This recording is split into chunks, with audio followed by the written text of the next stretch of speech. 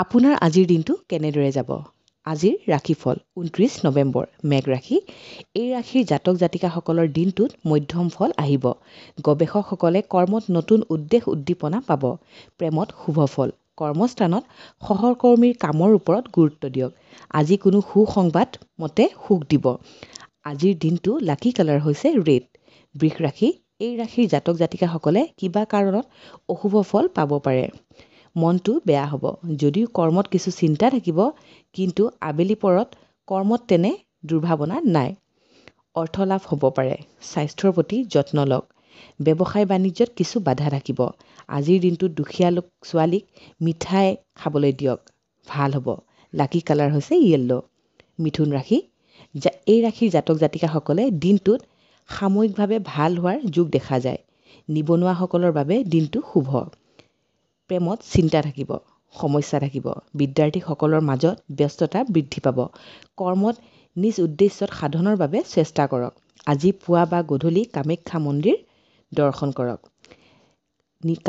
লাকি colour হৈছে নীলা। কৰ্কট ৰাশি। এই ৰাশিৰ জাতক জাতিকাসকলে আনৰ ওপৰত ভৰসা নকৰাই ভাল হ'ব। ঘৰুৱা দায়িত্ব পালন কৰিব পাৰিব। অৱশ্যে ব্যয় বৃদ্ধি পাব। নতুন কৰ্ম সংস্থাপনত সংযোগ। প্ৰেমত শুভ লাভ। আজি গাই গৰুক ঘাঁহ খাব দিয়ক। ইয়াৰ আপোনাৰ লাকি কালাৰ হৈছে মেৰুন কালাৰ। এইবাৰ আহিছোঁ সিংহ ৰাশি।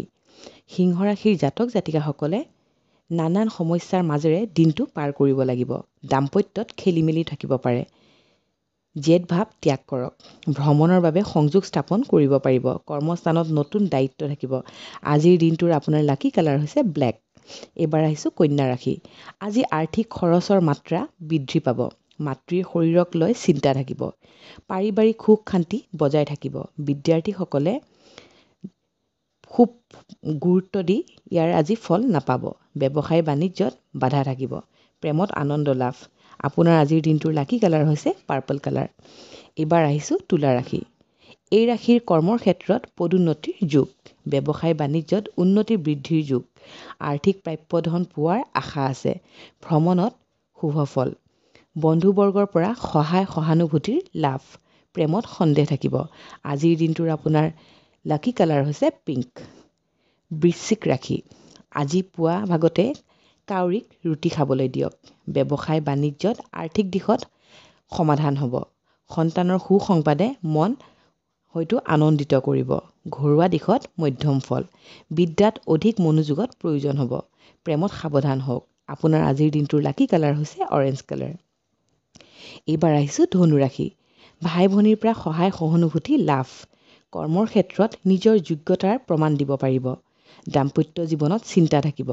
ব্যৱসায় বাণিজ্যত শুভ ফল। প্ৰেমত কিবা আপোনাৰ যোগ থাকিব পাৰে। আপোনাৰ লাকি কালাৰ হৈছে ৰেড কালাৰ। আজি আহিছোঁ এতিয়া মকৰ ৰাশি। মান সন্মানৰ ক্ষেত্ৰত উৎসাহ বৃদ্ধি পাব। নিবনুৱাসকলৰ কৰ্মসংস্থাপনৰ যুগ। বিদ্যাত শুভ ফল। পাৰিবাৰিক দিশত চিন্তা থাকিব। ব্যৱসায় বাণিজ্যত লোকচানৰ সম্ভাৱনা। প্ৰেমত শুভ ফল। আজিৰ দিনটোৰ আপোনাৰ লাকি কালাৰ হৈছে গ্ৰে কালাৰ। এইবাৰ আহিছোঁ কুম্ভ ৰাশি। এই ৰাশিৰ জাতক জাতিকাসকলে এটা সৰু লোহাৰ ত্ৰিশূল শিৱ মন্দিৰত আগবঢ়াওক। ভাল ফল পাব ইয়াৰে। ঘৰত আলহীৰ আগমন।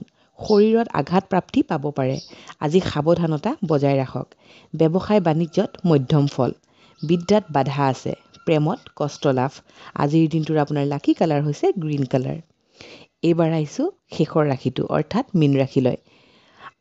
আজিৰ যান বাহনৰ পৰা আপোনালোকে সাৱধান থাকক। ব্যৱসায় বাণিজ্যত সফলতা লাভ। পত্নীৰ স্বাস্থ্যক লৈ কিছু চিন্তা থাকিব। ঘৰুৱা দিশত শুভ ফল। ভ্ৰমণত বাধা আছে। বিদ্যাৰ্থীসকলে নতুন সুযোগ সুবিধা লাভ কৰিব পাৰিব। আজিৰ দিনটোৰ আপোনাৰ লাকি কালাৰ হৈছে য়েল্লো কালাৰ। গতিকে এয়াই আছিল আজিৰ ৰাশিফল। আজিলৈ আহিছোঁ। ধন্যবাদ।